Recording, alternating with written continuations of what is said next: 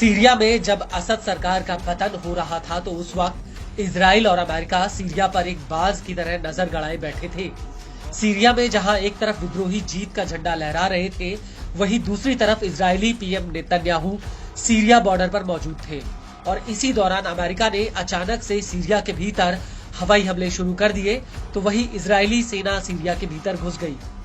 दरअसल इजराइल और अमेरिका की रणनीति है कि सीरिया में मौजूदा हालातों का फायदा उठाकर आईएसआईएस कहीं दोबारा से एक्टिव ना हो जाए और इसी वजह से अमेरिका ने सीरिया के भीतर आईएसआईएस के ठिकानों पर दर्जनों एयर स्ट्राइक की है। अमेरिकी एयरफोर्स के B-52 Stratofortress bomber, F-15E Strike Eagle और A Thunderbolt second fighter jet ने सीरिया के केंद्रीय इलाकों में आईएसआईएस के ठिकानों पर कई हवाई हमले किए हैं। इन हमलों को लेकर मिडिल ईस्ट में अमेरिकी सेना के सेंटकॉम के commander general Mikhail Erik Kurilla ने कहा कि विमान ने आतंकवादी समूह के 75 से ज्यादा ठिकानों पर एयर स्ट्राइक की है। हम आईएसआईएस को दोबारा संगठित और सीरिया के मौजूदा हालातों का फायदा उठाने नहीं देंगे। सीरिया में सभी संगठनों को इस बात का पता होना चाहिए कि जो भी आईएसआईएस के साथ साझेदारी या किसी अन्य तरीके से उसका समर्थन करेगा, हम उसे जवाबदेह ठहराएंगे।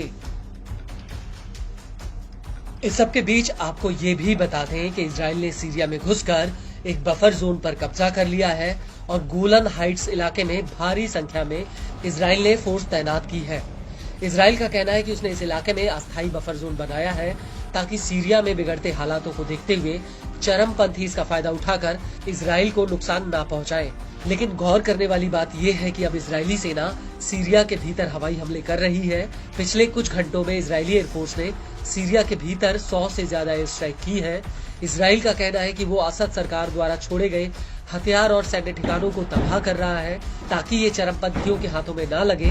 वहीं इजरायली मीडिया के मुताबिक आईडीएफ सीरिया के भीतर उन सभी हथियार डिपो और सैन्य ठिकानों पर हमले कर रही है जिनसे आने वाले वक्त में इजराइल को खतरा पैदा हो सकता है। वहीं लेबनानी न्यूज एजेंसी अल मायादीन का कहना है कि इजरायली फौज सीरियन गोलन इलाके में कई किलोमीटर भीतर तक घुस गई है।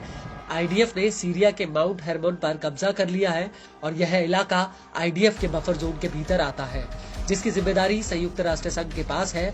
यहाँ पर यूएन की सेना का एक बेस भी है जो इस इलाके पर कंट्रोल रखता है। आपको बता दें कि नेतन्याहू जब सीरिया बॉर्डर पर पहुंचे थे तो उस वक्त उन्होंने सेना को सीरिया के भीतर बफर जोन पर कब्जा करने का ऑर्डर दिया था। इस दौरान नेतन्याहू ने कहा था कि 1974 में सीरिया के साथ किया गया डिसएंगेजमेंट समझौता खत्म हो चुका है और सीरियन आर्मी अपनी चौकियां छोड़कर भाग गई है। और नेतन्याहू के इसी बयान के बाद आईडीएफ ने बफर जोन पर कब्जा कर लिया। इसको लेकर आईडीएफ का कहना है कि चरमपंथी इस बफर जोन में घुस सकते थे, इसलिए उसने इस पर कब्जा किया है। आपको बता दें कि इस बफर जोन को साल 1974 में बनाया गया था।